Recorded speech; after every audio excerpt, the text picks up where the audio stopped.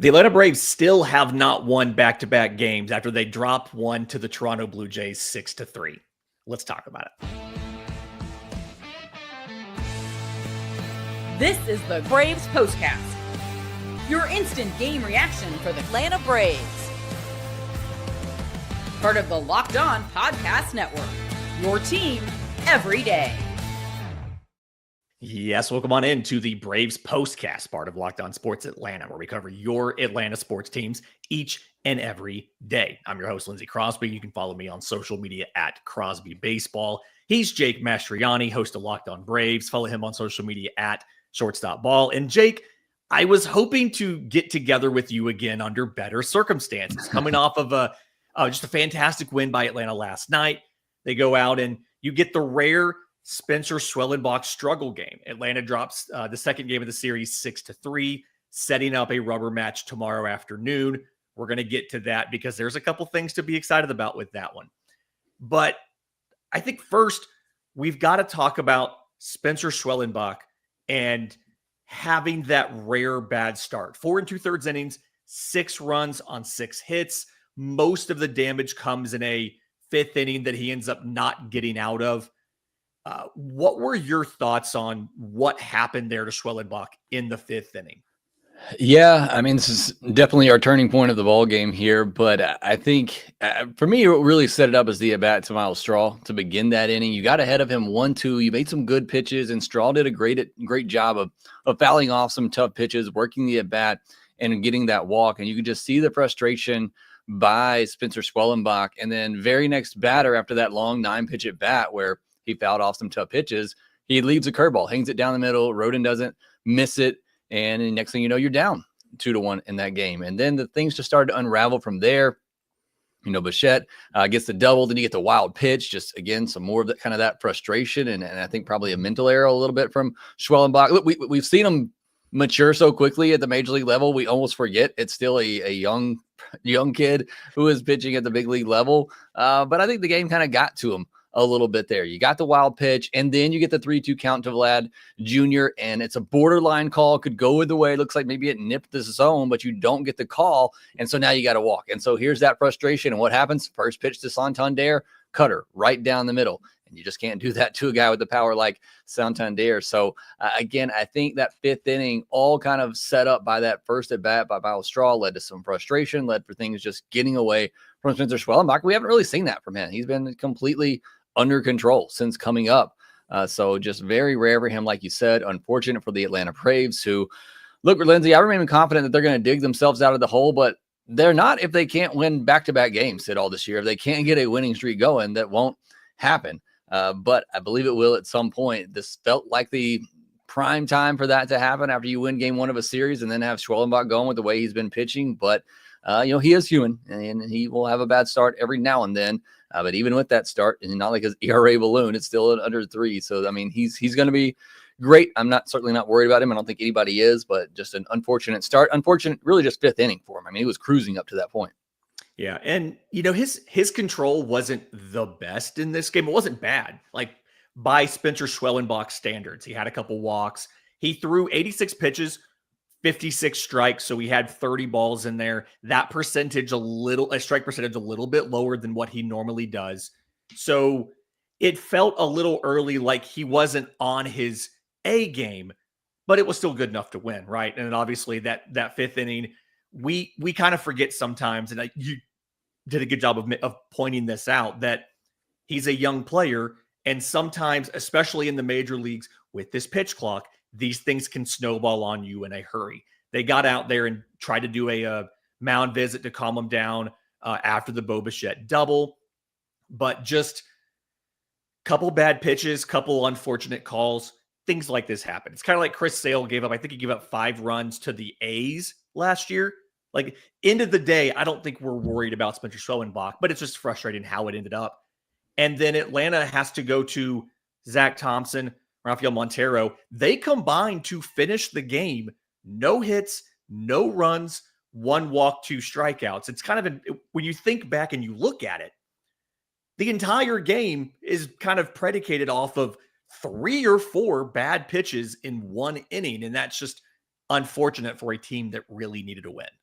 Yeah, and that's just, kind of baseball sometimes. And that's what I said on the podcast today is, Spencer Schwellenbach's been great, but sometimes baseball just happens. And unfortunately, baseball happened against the Braves today. But you mentioned the innings by Thompson and Montero. That's big to be able to use your, sixth, seventh guys in the bullpens, keep you in the game, at least give the offense a chance to try to come back and to not have to use your big relievers. So that's now another day that they don't have to pitch. So again, that's kind of one of those hidden things you don't look at necessarily in a 6-3 loss, but could potentially be very beneficial for the Braves on Wednesday, depending on how things go and how long Strider is able to go in the game. But now you pretty much have a fresh bullpen. So that's huge that they were able to come in, put up those zeros, at least keep the offense in the game or give the offense a chance and kind of rack up those or eat up those innings so they didn't have to go to anybody else. Yeah, the way that the ninth inning went yesterday with Aaron Bummer, where Raisel Iglesias had to start throwing. I got nervous that he was going to get fully hot. And in essence, that was going to be one of his 2 or 3 availabilities in this series. So you save everybody today. And I do think the point of Strider, and we're going to talk more about Strider in the second segment, but I do think it's good to have all those guys available because it's Strider's first start in over a year, right? We don't know. We know he threw 90 pitches in Gwinnett. We don't know where he's going to be. Having those guys available where you can aggressively use the pen if you need to, knowing that you have 4 or 5 guys out there who haven't thrown in 3 days, I think is pretty beneficial. In just a second, I want to get to the offense because we saw both the good and the bad out of the Atlanta Braves offense. I'll kind of explain what I mean next, right here on the Braves Postcast. But first, today's episode is brought to you by our friends at FanDuel. The NBA playoffs are almost here, and FanDuel is giving new customers an incredible way to get in on the action. Right now, when you join FanDuel and place your first $5 bet, you'll get $250 in bonus bets if your bet wins. Honestly, FanDuel makes betting incredibly easy, whether it's like player props, just the outright winner, money lines, whatever it might be. The props are fun, 3-pointer, steals, assists, tons of different ways to bet your favorite props. And after the game tips off, you can combine live bets into a same game parlay for a chance to win big. So don't miss out. Head to FanDuel.com, claim your $250 in bonus bets today. Okay, Jake. So we saw 3 Atlanta Braves home runs in this one. And the Atlanta Braves scored a grand total of 3 runs. All 3 of them are solo shots. We get one from Austin Riley, his 5th. I do believe he now has the team lead in home runs, continues his hot streak. We saw one in the 6th inning by Matt Olson. Good to see his hard hit contact is finally turning into actual home runs. It feels like he's been incredibly close for the last week or so. And then Ozzie Albies adds a kind of a garbage time 9th inning solo shot to bring it into what could be a save situation, 6-3. But at the same time, the Braves also, outside of those 3 homers, never get a runner into scoring position. Every other hit is a single. They finish with 8 hits, but again, only the 3 runs. And it's not for lack of trying, but they just couldn't get guys into scoring position or string together multiple hits to try to generate some offense tonight. Yeah, I mean, it's been the downside of this offense for honestly several years now. I know we all look at 2023 and the big year it was, but even that team, it was primarily home run or bust. It's just they hit 307 home runs, so it wasn't really a problem. Yeah. But this team obviously does struggle to score without the home runs, and unfortunately, they got 3 home runs tonight, but nobody was on base, and that feels more like last year's team too. They get the home runs, but nobody was on base. Had one of the worst on base percentages. So it seemed kind of reminiscent tonight. I did want to touch on the Ozzie at bat. I know, like you said, kind of a garbage time 9th inning solo shot didn't really matter, but I thought it was a good at bat. He battled. He went to 3-2. I mean, that's a good at bat for Ozzie there to get the home run. So that's good. Obviously, Matt Olson, Austin Riley. We talked about them yesterday. Those 2 guys seem to be going now and getting going. So that's great. Now they just need guys on base for him. Ronald, please come back soon. But I mean, that is the problem with this offense is just if they're not getting the 2 or 3 run home runs, it's hard for them to put up crooked numbers because they just don't have other ways to score. You did have Nick Allen on today, and he's one guy that can do that for you, but he got caught stealing. So, I mean, it's frustrating to not have the guys up and down the order who can do those different things for you, get a hit and run, steal a base, things like that. But good to see the 3 home runs. I mean, Just unfortunate they're all solo shots, but that's what this team is built on. And when they're playing well and doing well, that's really going to be what carries them. Yeah, and I think something that can help in the absence of Marcell Ozuna is what the Braves did today of having both Drake Baldwin and Sean Murphy in the lineup. Murphy goes 0 for 4. Baldwin goes 2 for 3. His line out in the 9th inning was 103 miles an hour. He's been one of those guys similar to Olson, how the difference in his actual stats and his expected stats, he has way underperformed what he's been doing at the plate with making quality contact and putting balls into play. And so seeing them actually be willing to use both catchers in the same lineup, a lot of those 2021 vibes when you had Travis d'Arnaud and William Contreras in the same lineup. And it makes me I feel good that you have an offensive mix for the most part, that as long as you can get some more contributions from your corner outfield spots, right? Jared Kelenic, Brian De La Cruz came in late and had a hit, but Eli White unfortunately went 0 for 4. I thought he had some good at-bats, but he went 0 for 4 today. Getting more contributions from your corner outfield spots, I feels like can get you to a place where these aren't all solo shots. It just hasn't happened yet. And I'm starting to wonder, do you have to wait for Ronald? Is there anything else that can be done? Do you need to play Eli White more, lean more into the small ball and the bunts? What do you have to do to get runners on base? Yeah, that's really kind of been my take here. Really this season, I was hoping Profar was going to be a big part of that, of getting on base, being a table setter, especially till Acuna came back. Again, I went down a little bit of rabbit hole on this on the podcast today. I don't think we realized the impact of losing Profar because of what he could do for this lineup, and he was great to be that energy guy. And I think that's kind of taking everybody back a little bit. But I have been more of a proponent of those last 3 spots in the order.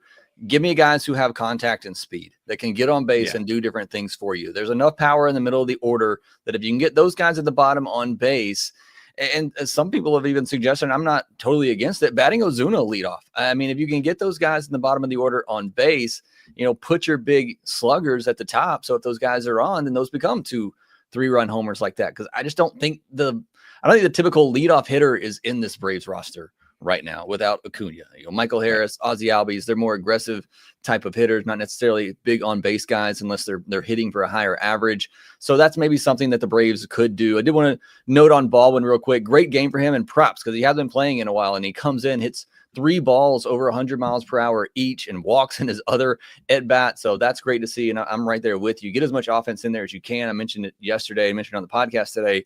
Baldwin's your best bat off the bench. You got to find ways to get him at bats with Ozuna out. So good to see that. Hopefully it continues. And to your note of the bottom of the lineup, look at yesterday's game. Nick Allen, Eli White batting 8th and 9th combined for 3 runs and an 8-4 win. So something where all they have to do is get on base, and Riley and Olson and Murphy and Albies are driving them in. So kind of the same idea there. Absolutely makes sense. And we've seen teams use the big burly slugger at leadoff before. Kyle Schwarber obviously did that for a while with the Phillies because he walks a lot. I feel like Ozuna probably walks enough where you could make this work. So again, Braves 6-3 loss to the Blue Jays. Tomorrow is the series finale. And the good news on this is we've alluded to it. We've obviously mentioned about it, but Spencer Strider is back. He makes his first start of the season. The roster move will be made, I would assume, tonight after the game or first thing tomorrow morning. He is scheduled to face off against Chris Bassett. That game's at 1:07 Eastern, so heads up.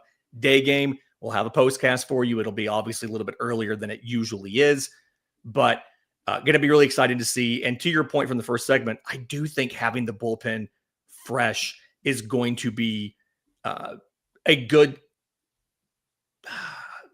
insurance policy, safety blanket for the Strider start tomorrow. But I have this feeling that having him back on the mound, it's going to be one of those jolts to the offense, the energy, the enthusiasm of, hey, we have one of the best players in baseball joining our team in mid-April. So I'm personally picking a win tomorrow, but we'll see what happens. Yeah, I can't wait to see it. Obviously, Strider returning. I mean, he's one of those guys like Acuna. I mean, it's must-watch television, so good to see him back out there. But yeah, the bullpen's fresh, ready to go, and you got the off day on Thursday, so hopefully he can at least get you through 5 innings. I mean, love to see more, but if that's the case and he looks good, go to that bullpen. Hopefully the offense can get things going against Bassett, who's been really good so far this season. Absolutely. This has been the Braves Postcast for Tuesday, April 15th. You're watching on YouTube. Subscribe to the channel. Hit the notification bell for both Locked On Sports Atlanta and Locked On Braves so you know when we go live talking about the next game. If you're on audio, leave us a 5-star review, Apple, Spotify, whatever Google's using nowadays. Until next time, this has been the Braves Postcast.